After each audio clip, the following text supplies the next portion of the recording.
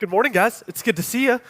Today, I have some friends joining us. Yeah, I should have handed you the mic. That's on me. I take 50% of the responsibility there. For our topic today, we're talking about body image, and with an offshoot of that, we're going to go into eating disorder. And before we get started, I just want to say, in a 30 to 40-minute time span, as pros, these guys are pros. I'm not here. We're not going to be able to perfectly cover everything at all. And the one thing that I don't want you to hear out of anything is guilt or shame. If you walk away feeling an ounce of guilt or shame, that is not from the Lord, that is from the enemy. I'm going to let them do most of the talking this morning, but just know, regardless of how you interpret anything that is said, just know Jesus loves you exactly where you're at. And regardless of where you're at, he has created you for more. So with that being said, I want to introduce Greg and then Kip. You guys can do a little intro for yourselves, and then we'll get started. Yeah, good morning. Glad to be with you. My name's Greg. Do I need to turn this on? Yep, just flip that switch up. There we go. Yeah. There we go. Good to be with you. My name's Greg. Work here at the church. My primary roles are working in marriage ministry, where I spend a lot of time talking about love and relationships. And then I also work with groups on Monday nights. We call it Renew, and working with people who are trying to make a change.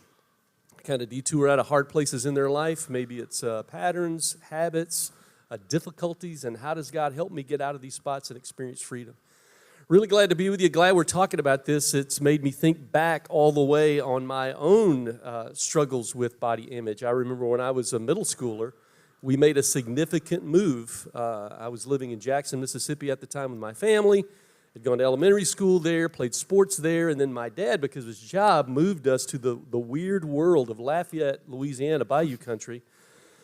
And so in this time where my body is changing, I lose all my friends and I wind up in this strange place, and I'm trying to figure out who I am and how to fit in this place, and it was so hard. I remember going to a church camp. We were all loading back on the bus, and the prettiest girl at the place had gotten on and was playing this game with this other person, and for every person that walked on the bus, she was giving a score, a number from 1 to 10 based upon how sexy the person is. So when I got on the bus, somebody called out my name and she said 2. She had no idea the gorgeousness I would grow into, so forgive her, be gentle. But that number seared on me. I could hear it sizzle. And, as I played sports, there were guys my age that were growing into sizes bigger than my dad, and I was still this smaller person. It was a very complicated time in my life. I had very low self-esteem, really struggled with this idea, as my mom would say to me, "You're so handsome," but I didn't feel that way. God really loves you, but it didn't feel that way in my body. So I'm glad we're talking about this, and we'll talk about some healthy ways to think about it, but here's the expert, Kip. I'm Kip, otherwise known as Coach Kip, otherwise known as Josh Watson's mom. I know. Hey, real quick, if you guys have any issues with Josh, talk to her about it. So, family of origin. I'll make him run gassers after church today. No, I have been working in the world of therapy. I'm a licensed counselor and sports psychology, so I mainly work with athletes. All ages, like 10 to professional. Been doing that for 27 years. 9 of those years I worked in an addiction facility where Saul numbered the Cowboys back then.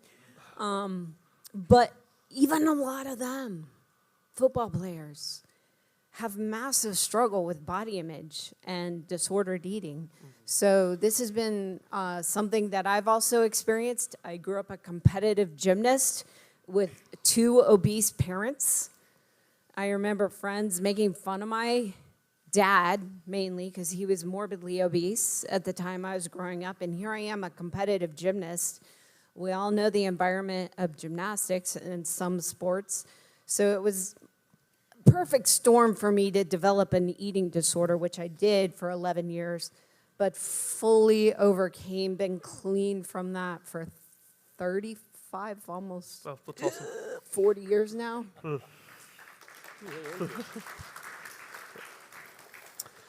Well, thank you guys for being with us this morning. Yeah, I'm excited. And kind of the place that I want us to start is just like body image itself. What is it? What is the right view? And then what are some of the most common distortions that you guys have seen? Well, I think if every human being are honest, if we're all honest, we've struggled with body image, disordered eating of some kind, because even Scripture talks about times for feasting and fasting. And then because of our sin nature, we tend to screw it up with gluttony and binge eating and overeating, or what we would call anorexia, restricting. And both damage the temple. And body image is your view about yourself. It's your view of this master creation that God gave you, your physical body. And Psalm 139 says that you are fearfully and wonderfully made. The second half of that verse is the most important part. And my soul knows it very well. Does your soul believe that about your body? And if it doesn't, and it struggles with that, which it's, our sin nature, the first sin, right? They hid their body. And it involved a woman and a piece of food and a man that didn't quite get it, right? From observation, that's what happened. So yes, right from the very first sin, it's lets you know, like, this is a normal struggle with your body image. It's so helpful, thank you. And, developmental psychologists tell us that when we're at the age range that you are, from early middle school through high school, that what's going on the inside of us psychologically is we're trying to figure out who we are. We're trying to establish our identity. And one of the ways that we do that is we pay attention to the feedback that we get from other people. You might remember being a kid and you probably didn't think a whole lot about your body. You just kind of woke up in the morning, your hair's standing straight up, you just go do your deal. Don't brush your teeth unless somebody makes you.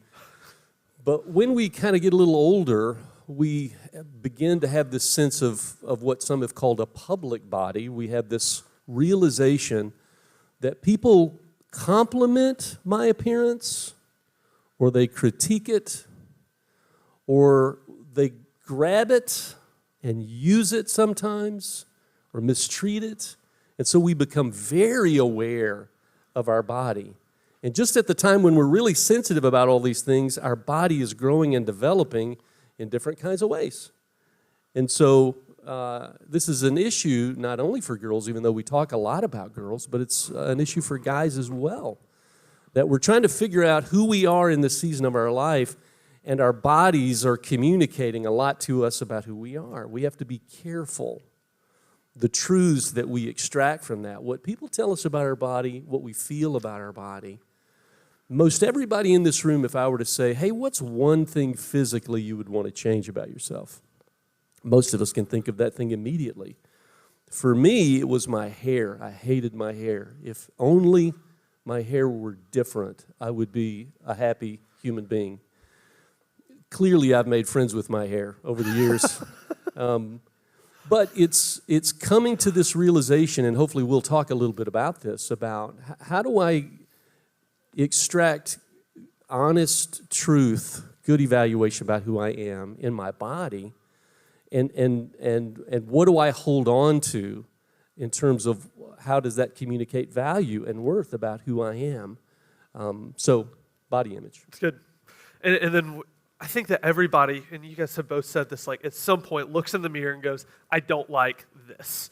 And then from that point, one of the most natural responses is, what can I control within this to change it? So maybe we can't all have hair like Greg, but with that, it's like, hey, I can control what I put in my body with food. And then with that, that's kind of an offshoot of eating disorders. Will you kind of give us an overview of eating disorders? The food world calls it diseases, where you just kind of tell us on both ends. There's the end of, overeating, or I'm just like constantly thinking about it and I want more of it, to I don't want to touch food? Will you kind of explain what are some of those offshoots and responses? Yeah, and I think, how do you know you're moving into that? So yeah, there can be the healthy, I need to start being healthier, or maybe I need to lose a little bit of weight, which is what happened to me. It was just suggested that I lose about 5 pounds, but then I didn't stop.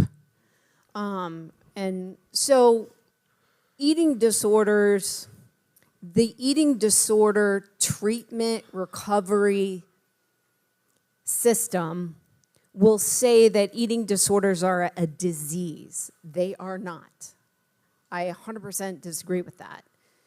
It is a manifestation of beliefs and then behavior that can be problematic. You become enslaved to it. It becomes a cycle, an obsession. It starts to dominate your life, and it can damage self.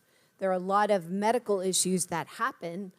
So overeating, binge eating can lead to obesity, and obesity is not good.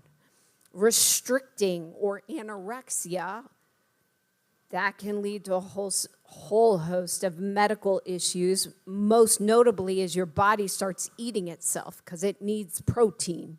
So it starts eating your muscles. And so a lot of people, if it becomes really severe, die of heart issues because the body's been it's a muscle, right? It has muscle tissue. Your body needs protein to operate. So they can be very, very, in a severe situation, very damaging. But it starts where the beliefs about yourself and the behavior, you become enslaved to it, or it seems like it controls you rather than you using your superpower of choice to control it, or self-discipline. That's good. Fruit of self-discipline. That's good. Do you have anything to add on that?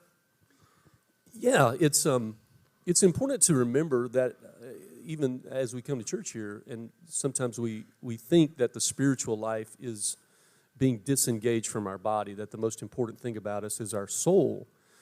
But the biblical view of who we are really is that we are embodied souls. The body's very important. You know, God loved us so much that he took on a body. And when Jesus rose from the dead, he had a body. And when Paul tells us how we live with Christ forever, he says, just remember this, your body is the temple of the Holy Spirit. So bodies are important. Things go off the rails a little bit when they take on too much importance. For instance, when we think that if I can be pretty enough or fit enough or muscular enough, that's when I'm going to arrive at happiness. That's when I'm going to arrive at peace.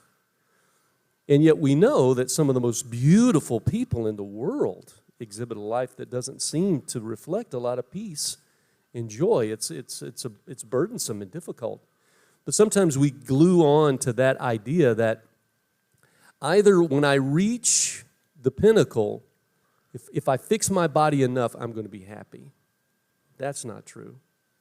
Yet at the same time, I've heard it described this way. One woman said, you know, my body became a canvas. What she meant by that is she had pain on the inside that wasn't physical pain, but she didn't know how to handle it. And so she started managing her weight and her diet and her fitness, and that gave her a sense of relief. It was emotional pain on the inside, conflict and stress on the inside, but she only paid attention to the outside as a way to kind of cope with that. So when we think of disorder, it can be on either ends of those poles. So it's good. Kind of continuing on this thread, this is a vast question, but in your mind, like, what does a healthy relationship with food look like?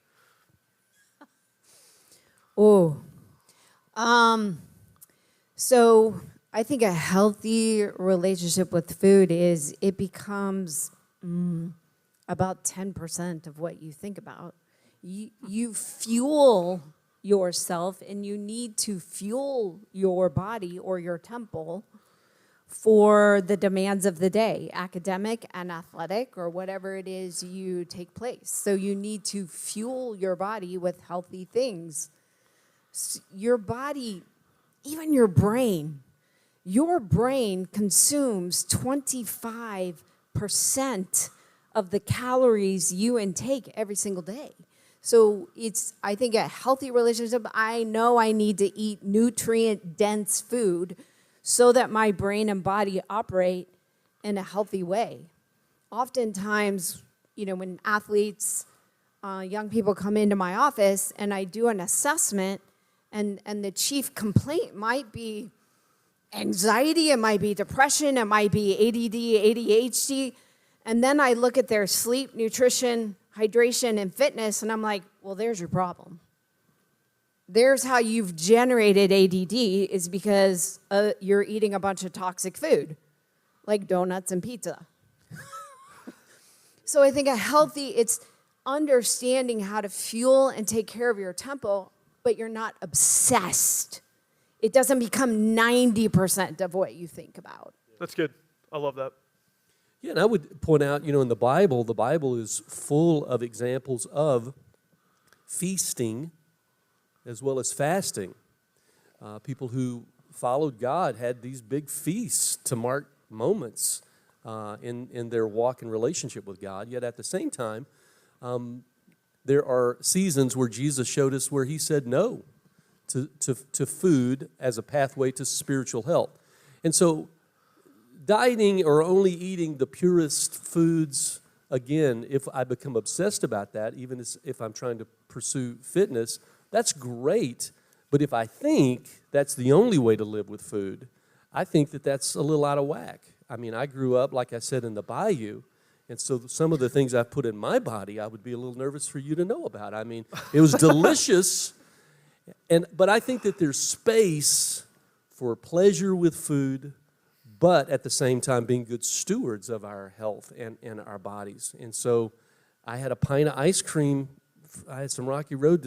I started just a couple scoops, and I'm like, I've started. Why not just finish it? And I did, and it was delicious. I'll do that one day a week, though.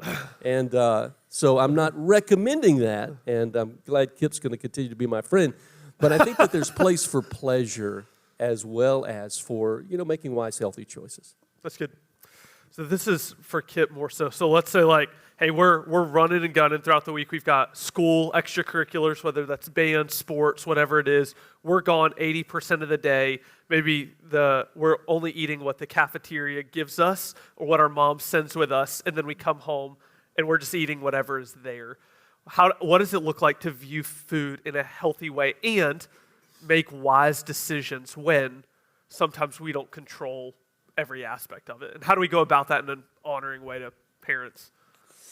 Well, I think if you are in a situation where you don't have access to it, or maybe your parents are struggling with this same issue and they're not necessarily providing, and you're living on fast food and processed food and things out of a box, then that deserves a conversation.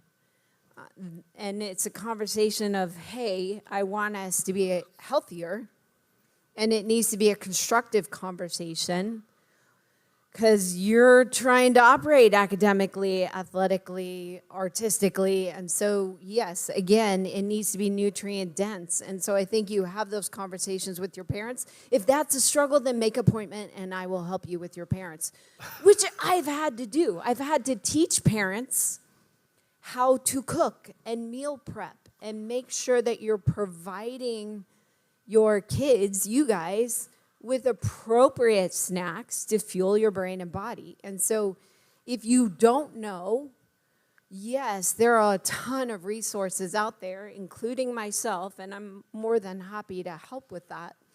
But it's definitely something that at least, and I don't want to get into the politics of it all, but I love what RFKJ is doing in terms of changing the food pyramid. Eat real food. Well, we all know the food pyramid. It's candy, candy corn, candy cane, syrup. No. Yeah, you want to eat the perimeter of a grocery store. You really don't want to eat the stuff in the middle of the grocery store.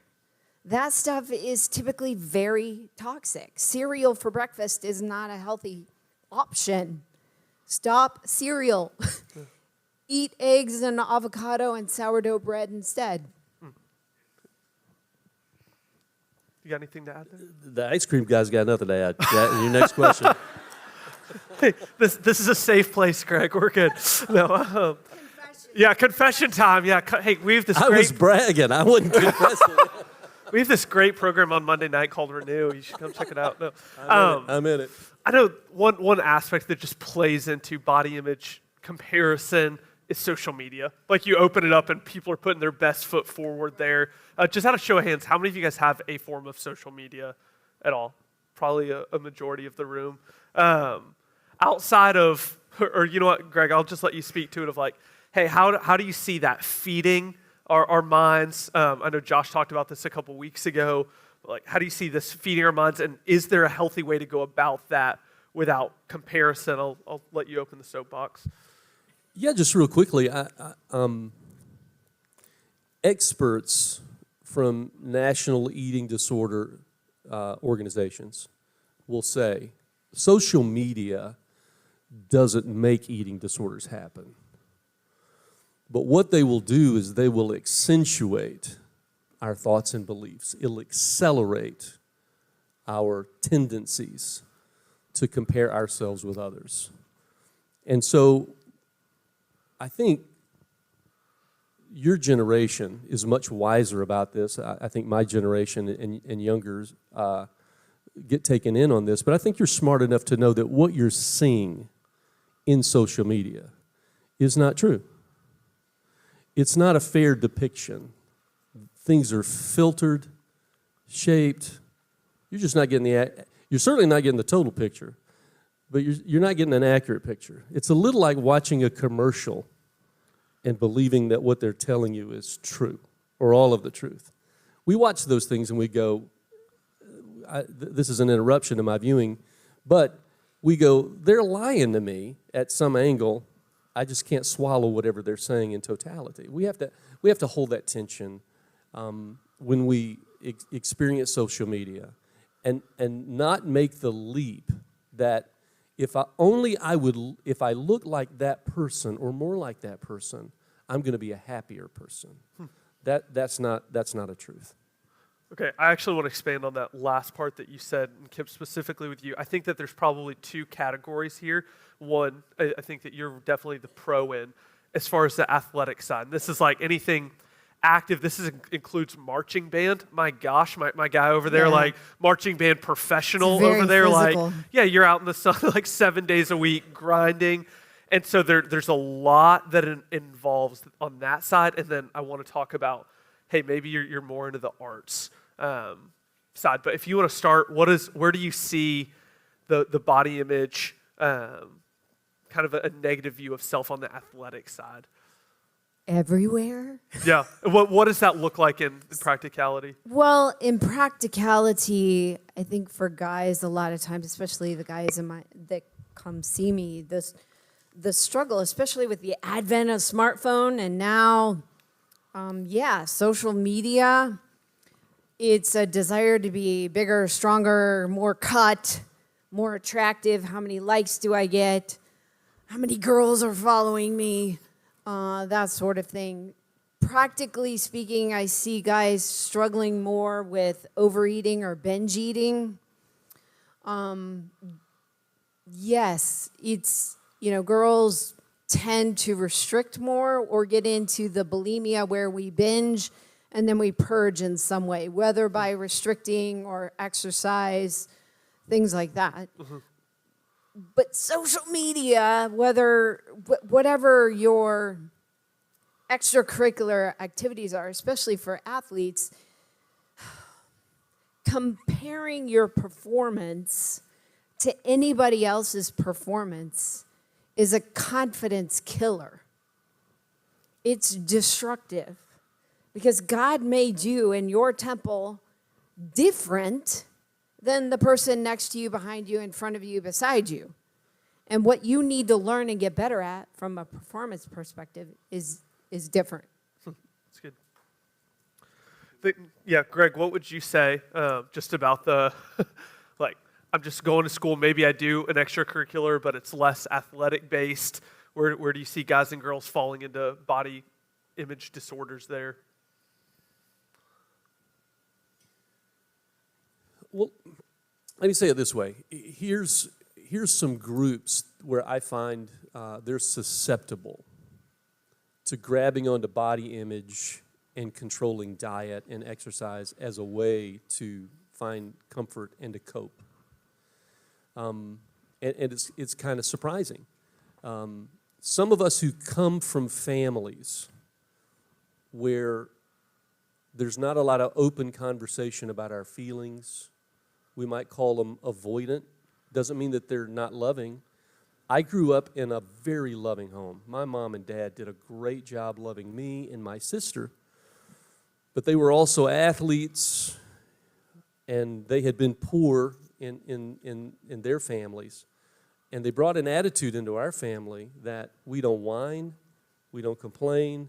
If you hurt, you get up, dust it off, keep going, never show pain. And when I was either angry or overwhelmed emotionally when I was little, my parents, in a loving way to discipline, they sent me to my room, and this is what they would tell me. They would say, when you get control of that, you can come back out. And so that taught me early, I don't show the big stuff. And if I've got big stuff, I've got to handle it all by myself. And I wasn't big enough to handle that stuff. But there was no outlet in my home life for that. Some of us, when we grow up in those environments, we look for places of how do I express, how do I get this toxicity out of me? And we choose some things that aren't always helpful. So sometimes people in those environments can use their body in controlling diet and exercise as a way for self-expression. And just real quickly, high achievers. If you grew up in a high-achieving home, I got to be better. It's never good enough. Your A's not ever A enough. Your trophy's never big enough. It's just one more, because excellence is great, but thinking that when I achieve something that's going to give me joy and peace, we find that that's not true, so we keep chasing it. The other thing is if I'm in a chaotic home, and I feel a lack of control in my life, well, the body's always a place I can begin to take control. And so I mention those things, not to say that if that's my environment, then you've probably got an eating disorder. That's not what I'm saying. I'm just saying that we're susceptible in those spaces to sometimes looking to our body and controlling it in ways that can be self-destructive. And we just want to pay attention to that. That's good. Kip, this one's specifically for you. What role do you see perfectionism and high achievement play in this? A big one. I like the word influence, not cause. So there are a bunch of influences to the development of disordered eating.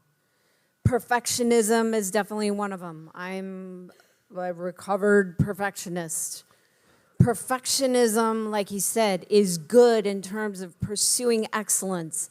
Having high standards isn't wrong. That's good. Having high standards for yourself and for others on the team is a good thing. But perfection is not achievable. And for competitive cheer people in the room, like hitting 0, right? That's the goal. But that's not going to happen in reality all the time. So it can be an influence to the development of problematic beliefs and problematic behavior. And I had a professor in seminary who pretty much cured me of my perfectionism. So I deserved an A in this class. There's no bitterness here, is there? No, I am very thankful. I'm very thankful. But yeah, like I was one of those perfectionistic kids. And so, yeah, the development, it became something I could control. And I loved that pursuit of control. And my seminary professor gave me a B in the class instead of an A because he could see the idol of self I had with perfectionism. So perfectionism, when it consumes you, is an idol of self. It's an idol of control. The motive of control is a normal human motive. It's a normal human desire, but it infiltrates your beliefs, your feelings, your behavior, and the results. And he was like, perfectionism, you want the A at what expense? Damaging yourself? Damaging the relationships you're in with people? It's not worth it. So how would I know? I think very few of us in the room would say, hey, this is me as far as I have an eating disorder. How would we know if maybe that's a direction that we're headed? Well, I think, like I said before, is food and how you look, is it about 10% of what you think about? Or is it like 90% of what you think about every day? Like, do you wake up and that's the first thing you think of? How much do I weigh? You weigh yourself.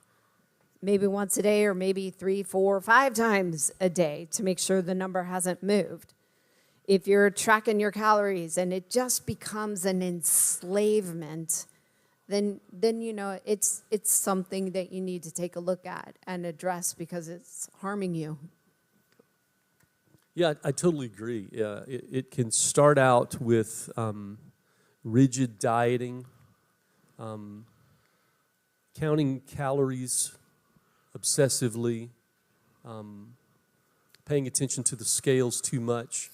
But what will often happen, and the reason that slippery slope continues, is because you start getting positive feedback from people. People start complimenting you. People say, man, you're looking great. What are you doing? That's awesome. And you know things are getting a little wonky if you like this, just watch and see what I can do here. And that slide continues to happen, like Kip says, that I become preoccupied and obsessed with what I eat, what I don't eat, what I weigh, what I look like in the mirror. And I can always do a little better. And so the words are obsessive thinking and preoccupied with it. We are embodied people. We need to be our best. We need to be fit. We need to be healthy so that we can be high functioning and reach our potential. That's what we need. But when life becomes only about that, hey man, how can I squeeze in another exercise routine today? All of that obsessive kind of thinking is an indication this isn't healthy. And it's controlling me. I'm not controlling it. I kind of want to try to tie this up real quick and then move on to a different topic within it. But would you guys both say there's a lot of damage to be done when we try to view or when we try to create our own view of ourselves or let other people create that? What does it mean to put our identity in Christ and let Him be the one to say what is true about us? On a very practical level, when you're walking on the bus and somebody says, he's a 2, right? How do I go? Jesus, am I a 2? Yeah. It's how do I get to the place of, does that just not bother me? Is that supposed to not bug me at all? Or how do I respond knowing what Jesus says about me is the ultimate truth there? Yeah. It's all wounding. It's all difficult, and we all have conflicted feelings about who we are. If I meet the person that's like, I think I'm gorgeous and I think I'm great, and I would think internally, I think you're a narcissist. We all have struggles in this area, but there is important truth, and this is the place to emphasize it. There's some things you will never know about who you are if you don't draw close to the one who knows you best and loves you the most. Now, let me say it again. There's some things that you'll never know about yourself, good things about yourself, unless you draw close to the one, God, who knows you best and loves you the most. And so we talk about this body image business because we live hollowed lives if we put the emphasis only on our exterior. In those deep places where God is most at work and where we're most alive and we're most profound, I believe, if we're not paying attention to those and valuing those. And so, yeah, do I get wounded when I get labeled a 2? Yeah, that hurts my feelings. But if I live at the place where my joy and value is being dictated by someone outside of me, that's where things aren't healthy. That the one who knows me most and loves me best, who lives within my heart, I'm going to trust what he says about me. And I have to do some thinking about that, and I have to rearrange some thinking in my head because I have some opinions, negative opinions about who I am. But learning to listen to him and trust what he says and live in that, soak in his love and his truth.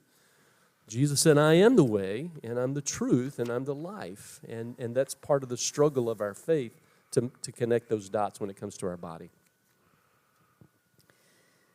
Whether you have an arrogant view of self or a self-hatred, they are both an idol of self. It is both a love of self. And that was confusing to me as someone who hated herself, that self-hatred. Like I didn't quite grasp that that's an idol of self or a love of self. God's value, your self-value comes from God. It's 100% and doesn't change no matter what you do or don't do, what you believe or don't believe. And so when you think about self-concept or self-esteem or self-worth, it's like I want that to be congruent or the same as my self-value that Christ gives me. God created you. Christ died for you. I'm going to have my belief and my behavior consistent with my self-value in that creation. 100% all the time doesn't change. It's not going to be what I think because I'm struggling to think the right way. And I can make other people big in what they think, and that may not be consistent with what God says is true. So I'm going to go with God. And if you want a book to read about this, or Audible, for those of you that do Audible, is When People Are Big and God is Small by Ed Welch. I mean, that is a game-changer book on this type of concept. That's good. Let's just say, hey, we have a student who's sitting in here, and I think that this is a lot of us, who goes, hey, I think that I'm struggling in this area. What now? Like when I walk out of here, what are some resources? I know that book is a great one. Are there other resources that you guys would recommend? Talk to leaders. What else? Yeah, two things I would say. One is a little psychological exercise. And you won't be able to sit down and do this maybe in 5 minutes, but maybe you take the next 3 months to noodle on this. Hillary McBride, who's a psychologist, she did this herself because of her own struggles on this topic. But she wrote a letter to her body to do two things: to give thanks for who she is.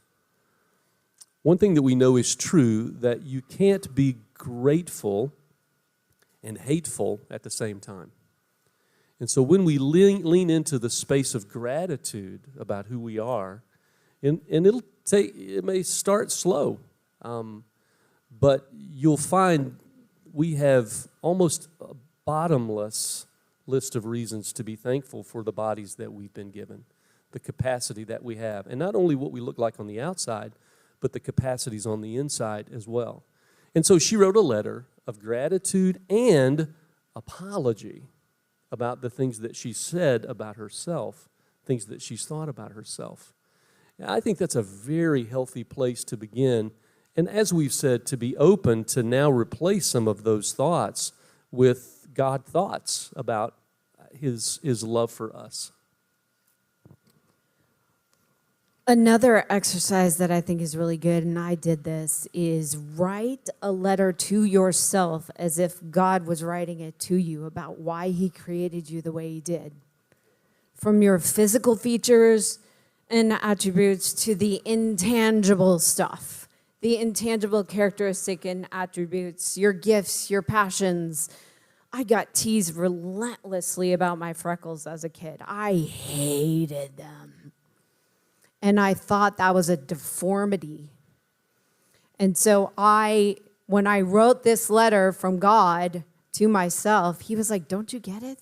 Those are my kisses to you, right? I changed my thinking about it because it was a physical feature that I struggled with immensely. So that can be something you do. And then, yes, There are a lot of great resources out there. I'm sure you can kind of Google and find them. But there's an organization called ccef.org, ccef.org, and they have tremendous resources on addiction and eating disorders. It's good. All right, last question for both of you guys. If you could leave us with one message about worth and value, what would it be?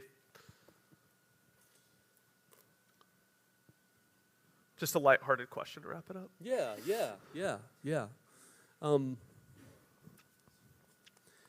I think I would say this. You've heard us talk about soaking in God's love and rearranging our thinking to fit with His.